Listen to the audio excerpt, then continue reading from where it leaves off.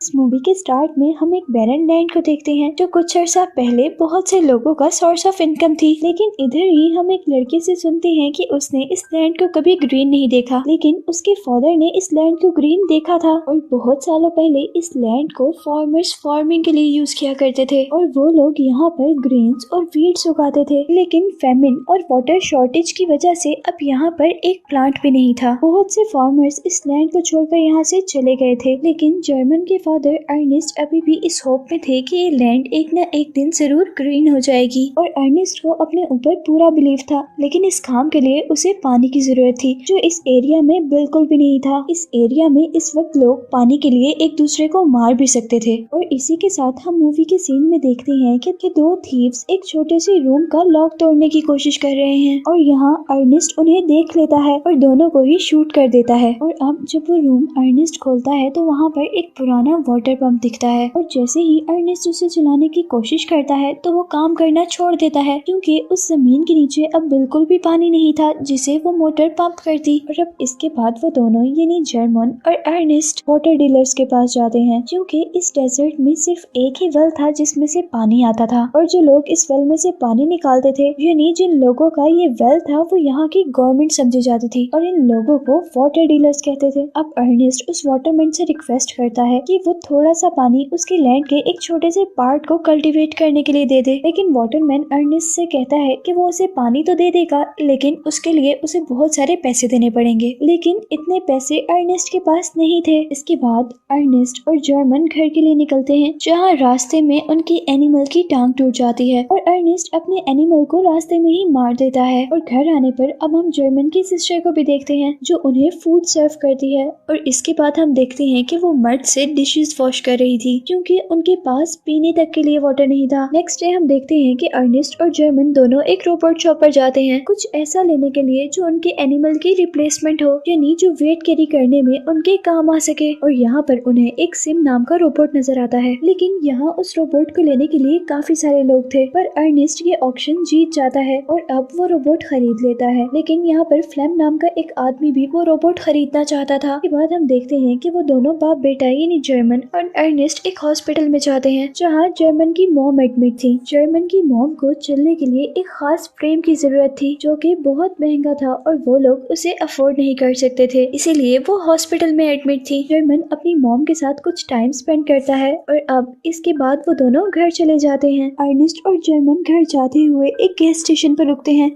जहाँ अर्नेस्ट अपनी प्यास बुझाने के लिए पेट्रोल पीता है और यहीं पर उन्हें एक कपल मिलता है जो उनसे पानी मांग रहा था और साथ ही वो अर्नेस्ट से रिक्वेस्ट करता है कि वो उनका बेबी ले ले। वो अपने बेबी को सेल करना चाहते थे क्योंकि उनके पास इतने सोर्स नहीं थे कि वो अपने बेबी की टेक केयर कर सके। यहाँ अर्नेस्ट उसे एडवाइस करता है कि तुम अपने बेबी को सेल ना करो और वो उसे कहता है कि मैं तुम्हारी पानी से हेल्प कर दूंगा। और यहाँ ये लड़का अर्नेस्ट को उसकी बेटी के सीक्रेट रिलेशन के बारे में भी बताता है और फिर अर्नेस्ट घर जाने पर अपनी बेटी से ये सब कुछ पूछता है और वो लड़की सब कुछ मान जाती है और वो अपने फादर को कहती है कि आप मेरे फ्रीडम को खत्म नहीं कर सकते, मैं आपसे नफरत करती हूँ। और इस बात पर अर्नेस्ट को बहुत ज्यादा गुस्सा आ जाता है और वो उस लड़की को रूम में लॉक कर देता है। इवन वो उसके रूम की विंडोज को भी सील कर देता है। एक दिन अर्नेस्ट और जर्मन देखते हैं कि उनका रोबोट वहाँ पर नहीं है, किसी ने उनका रोबोट चुरा लिया था। अर्नेस्ट को लगता है कि उसका रोबोट फ्लैम ने चुराया है जो उस रोबोट को पहले से खरीदना चाहता था। दूसरी तरफ अर्नेस्ट को वाटरमैन पकड़ लेते हैं क्योंकि उनको लगा था कि अर्नेस्ट ने उनकी वाटर सप्लाईज चुराई हैं। यहाँ वाटरमैन उसे एक जोर का पंच करता है जिससे वो नीचे गिरता है और बेहोश हो जाता है। और अब जब अर्नेस्ट को होश आता है तो तब रात हो चुकी थी। अर्नेस्ट वाटरमैन को बताता है कि उसने पानी नहीं चुराया, लेकिन वाटरमैन उसकी बात ना मानते हुए उसकी पिटाई शुरू कर देता है और यहाँ दोनों में फाइट होती है और आखिर अर्नेस्ट अपनी राइफल लेने में कामयाब हो जाता है।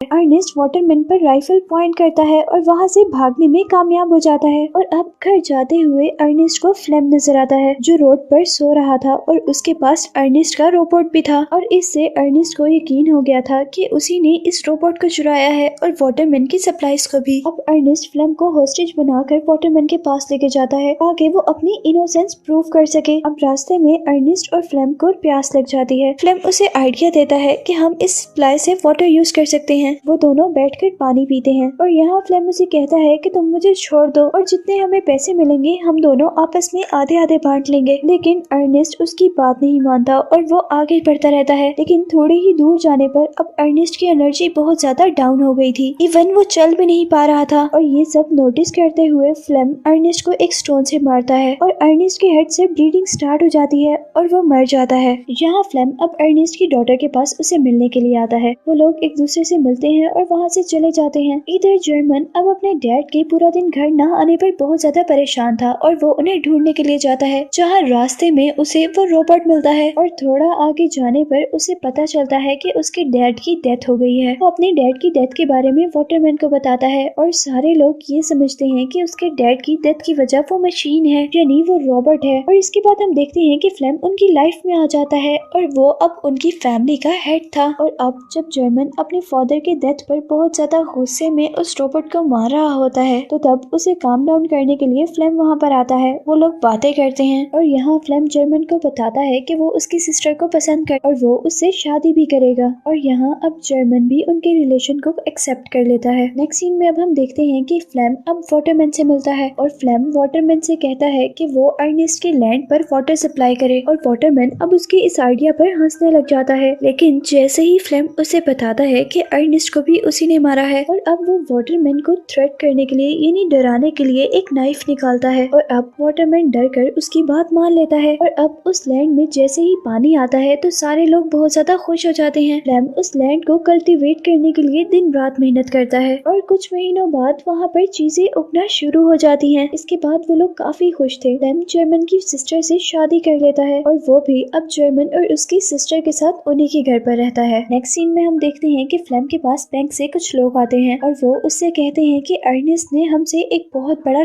कर्जा लिया था और क्योंकि अब उसने वापस नहीं किया इसलिए ये लैंड अब उनकी हो सकती है। लेकिन इस लैंड को कल्टीवेट करने के लिए फ्लेम ने बहुत मेहनत की थी और वो इतनी आसानी से ये लैंड किसी को नहीं दे सकता था। लेकिन वो पैसे भी फ्लेम के लिए बहुत ज्यादा थे जो अर्नेस्ट ने बैंक को देने थे और अब उसे उन पैसों का इंतजाम करना था। फ्लेम अब अपने फ्रेंड के पास जाता है जो कि वही लड़का है जो हमें मूवी के स्टार्ट में मिला था, जो पहले अपने बेबी को सेल करना चाहता था। क्योंकि फ्लेम जानता था कि वो अपने बेबी को सेल करने वाला है इसलिए फ्लेम उसे अपने साथ अपने घर लेकर आता है ये देखने के लिए कि उसके बेबी की कितनी कीमत हो सकती है। लेकिन यहाँ पर फ्लेम को पता चलता है कि वो लड़का अपने बेबी की डील पहले से ही कर चुका है और अब जैसे ही वो लोग उस बेबी को लेने के लिए आते हैं तो फ्लेम अपने फ्रेंड को शूट कर देता है और वो उस बेबी के पैसे रख लेता है। और इसी दौरान जब फ्लेम शूट कर रहा होता है तो एक बुलेट उस रोबोट को भी लग जाती है जिसकी वजह से उस रोबोट में कुछ डिफॉल्ट आ जाता है और उसका ऑटोमेटिक सिस्टम ऑन हो जाता है और इस वजह से वो रोबोट अपने मैन्युफैक्चर हाउस में चला जाता है। नेक्स्ट डे फ्लेम वो पैसे बैंक को दे देता है जो पैसे उसने उस बेबी को बेच कर लिए थे और यहाँ जेरोम को लग रहा था कि फ्लेम ने उस रोबोट को बेच दिया है और उससे मिलने वाले पैसे बैंक को दिए हैं, इसलिए किसी को शक भी नहीं था कि फ्लेम ने मर्डर किया है। और अब दूसरे सीन में हमें दिखाया जाता है कि वो रोबोट बॉर्डर के पास अपनी मैन्युफैक्चरिंग कंपनी में चला गया है और अब उस मैन्युफैक्चरिंग कंपनी का जेरोम के पास फोन आता है और वो उसे इन्फॉर्म करते हैं कि रोबोट उन तक पहुँच गया है। ये सुनते ही जेरोम बहुत ज्यादा हैरान होता है क्योंकि उसे फिल्म ने बताया था कि वो रोबोट तो उसने बेच दिया है। और फिर जेरोम उसी दिन फ्लेम से उसके बारे में पूछता है कि क्या तुमने रोबोट बेच दिया, लेकिन इस बात पर फ्लेम को बहुत ज्यादा गुस्सा आ जाता है। फ्लेम के गुस्से को नोटिस कर जेरोम एक मिनट के लिए खामोश हो जाता है और फिर वो उनसे कहता है कि मैं शाम में अपनी मॉम से मिलने के लिए जा रहा हूँ, लेकिन असल में उसका प्लान कुछ और ही था। वो उस मैन्युफैक्चर सेल में जाने के लिए बॉर्डर क्रॉस करना चाहता था। बॉर्डर पर पहुँचने तक फौजी उसे बॉर्डर क्रॉस नहीं करने देते क्योंकि वो इस काम के लिए बहुत छोटा था। लेकिन यहीं पर उसे एक लड़की मिलती है जो उसे कहती है कि मैं तुम्हें बॉर्डर क्रॉस करवा सकती हूँ और वो लड़की उसे एक चिकन वैन में बिठाती है और फिर बॉर्डर क्रॉस करने के बाद वो दोनों दोबारा मिलते हैं। इस मैन्युफैक्चरिंग सेल में पहुंचने पर उसे उस रोबोट के सारे फंक्शंस दिखाए जाते हैं जिसमें एक फंक्शन सीसीटीवी फुटेज भी था। जिस फुटेज को देखते हुए जेरोम को पता चलता है कि उसके फादर की डेथ कैसे हुई थी, यानी अब जेरोम ये जान गया था कि उसे फ्लेम ने मारा है। वीडियो देखते हुए वो बहुत ज्यादा इमोशनल हो जाता है। अब शाम में वो घर जाता है लेकिन फ्लेम से इस बारे में कोई बात नहीं करता। अब नेक्स्ट सीन में हम देखते हैं कि जेरोम और फ्लेम शिकार शिकार के लिए जाते हैं, जिसके बाद जेरोम अपने फादर की राइफल अपने बेड के नीचे छुपा देता है और खाने के टेबल पर फ्लेम से कहता है कि तुम्हें रॉबी बुला रहा था, यानी वो लड़का जिसे फ्लेम ने मारा था। फ्लेम एक मिनट के लिए हैरान होता है कि रॉबी उसे कैसे बुला सकता है जबकि वो तो मर गया है। और फिर नेक्स्ट डे फ्लेम को एक लेटर रिसीव होता है जो जेरोम ने ही रॉबी के नाम से फ्लेम को लिखा था, जहाँ रॉबी उसे एक स्पेसिफिक जगह पर बुला रहा था। फ्लेम अभी भी कंफ्यूज था, लेकिन वो अब वहाँ जाने का डिसाइड करता है, ये देखने के लिए कि क्या रॉबी अभी तक जिंदा है। और फिर वो अपनी वाइफ से मिलने के बाद उस जगह पे चला जाता है जहाँ पर रॉबी ने उसे बुलाया था। और वहाँ जाने पर वो जोर जोर से रॉबी को आवाज देता है, पर अचानक एक गड्ढे में गिर जाता है और गिरते हुए उसकी दोनों टांगे टूट जाती हैं। और यहाँ अब उसके सामने जेरोम आता है। फ्लेम उसे मदद के लिए बुलाता है, लेकिन जेरोम उसे शूट कर देता है। और यहाँ मरते हुए फ्लेम को एहसास होता है कि जेरोम सब जान गया है और वो जेरोम से कहता है कि ये सब एक एक्सीडेंट था। और फिर 2 दिन बाद जेरोम घर आता है, जहाँ पर जेरोम की सिस्टर अभी भी अपने हस्बैंड का वेट कर रही थी, लेकिन जेरोम उसे ऐसा फील करवाता है कि उसे उनके बारे में कुछ भी नहीं पता। वो अपनी सिस्टर से कहता है कि उसे अपने हस्बैंड का थोड़ा और इंतजार करना चाहिए। यहीं पर वो लड़की उससे कहती है कि अब हम अपनी मॉम को घर ला सकते हैं, क्योंकि अब हमारे पास इतने पैसे हैं कि अब हम उनका वो एक्सपेंसिव फ्रेम अफोर्ड कर सकते हैं। मूवी के लास्ट सीन में हम देखते हैं कि जेरोम ने उस रोबोट की सारी मेमोरी डिलीट कर दी थी ताकि कोई भी ये सच ना जान सके, और इसी को दिखाते हुए ये मूवी एंड हो जाती है।